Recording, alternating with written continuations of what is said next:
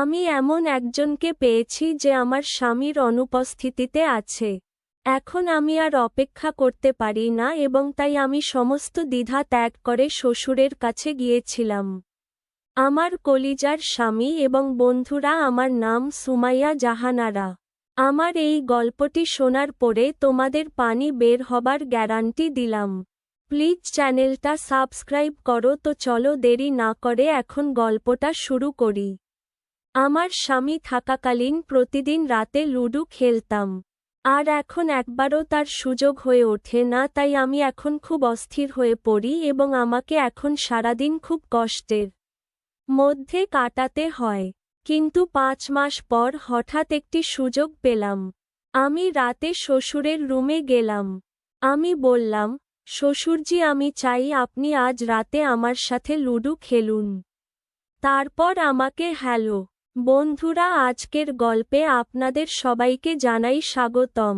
আমার নাম রূপালী এবং আমার বয়স এখন 21 বছর।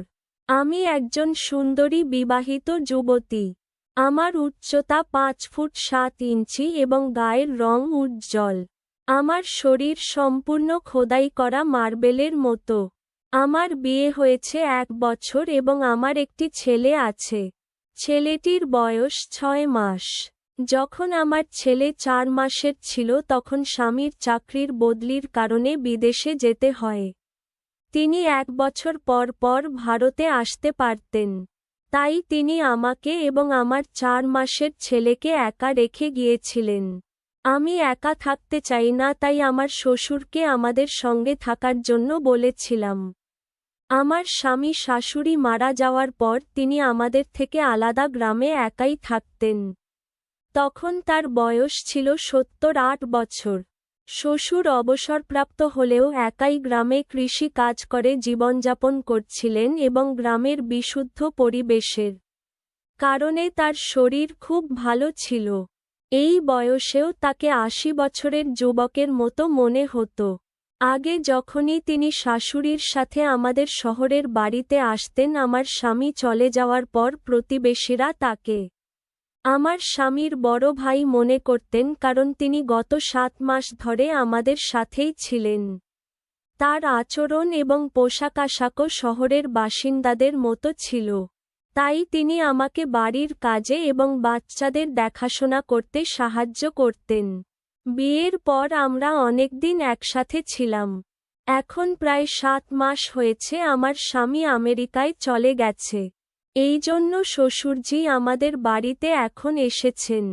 এই 7 মাস আমি একবারও রাতে লুডো খেলতে পারিনি।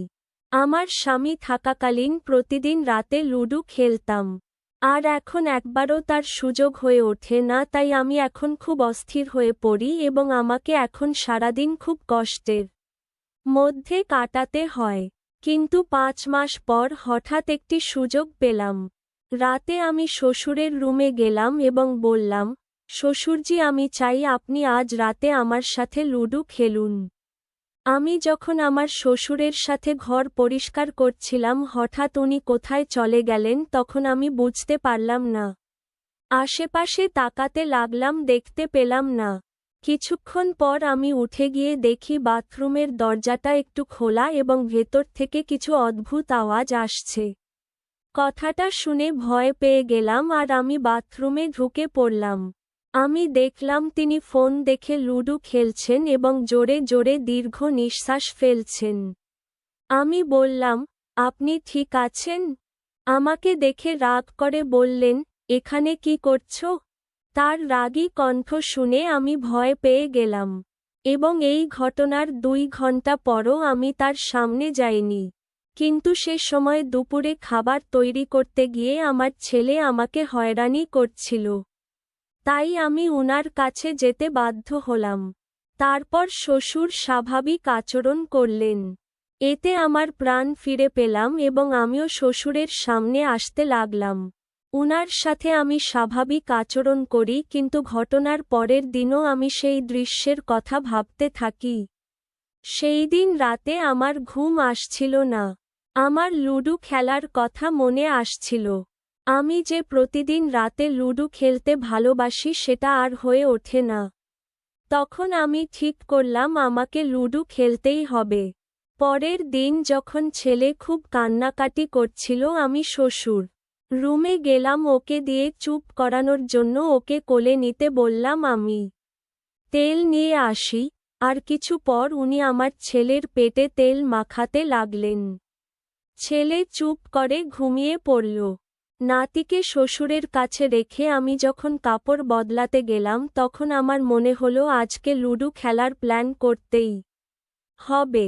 তাই আমি জামাকাপড় পরিবর্তন করে গোলাপি স্বচ্ছ শর্ট ড্রেস পরলাম এবং তারপর আমি যখন তাকে ছেলে নিতে শ্বশুরজির রুমে গেলাম তখন শ্বশুরজি আমাকে ওই পোশাক দেখে আমার দিকে তাকিয়েছিলেন।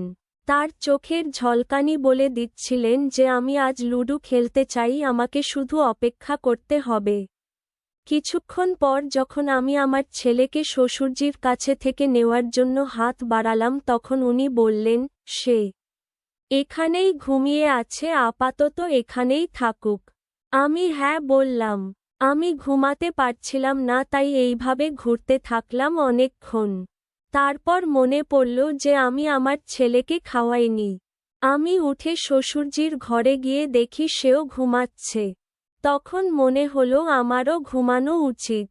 এই রুমে আমার ছেলেও ঘুমাচ্ছে এবং আমি তার পাশের বিছানায় শুয়ে পড়লাম। আমার ছেলেকে কাছে টেনে নিলাম এবং আমি ঘুমাতে পারছিলাম না কারণ আমি প্রতিদিন রাতে লুডো খেলতে পছন্দ করি। আমার স্বামী না থাকায় লুডো খেলা আর হয় না, তাই বাচ্চাকে আলাদা করে ঘুমাতে দিয়েছিলাম এবং আমার শ্বশুরের দিকে তাকিয়ে বুঝতে পেরেছিলাম যে লুডো খেলে জীবনকে উপভোগ করতে চাই। আমি আমার একাকিত্ব থেকে মুক্তি পেতে চাই, আমার লুডো খেলে সুখ খুঁজতে চাই।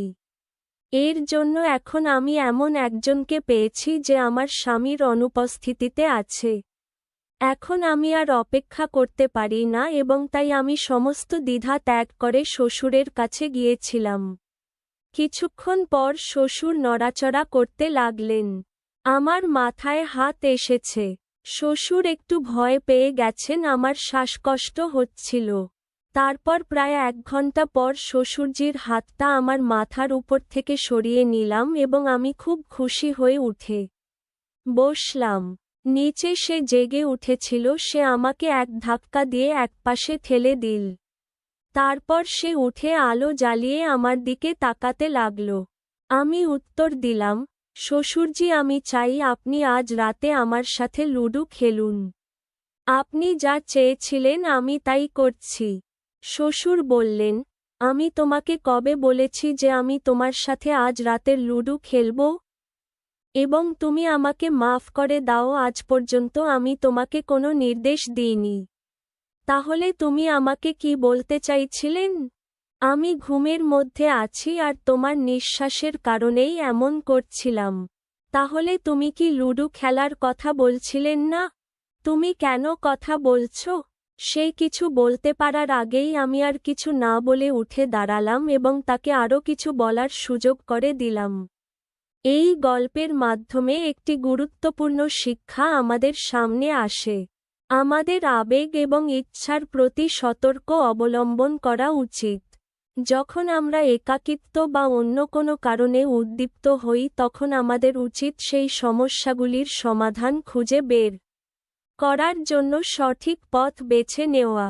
লুডো খেলার মতো সাময়িক আনন্দ আমাদের জীবনের সমস্যাগুলির সমাধান নয়।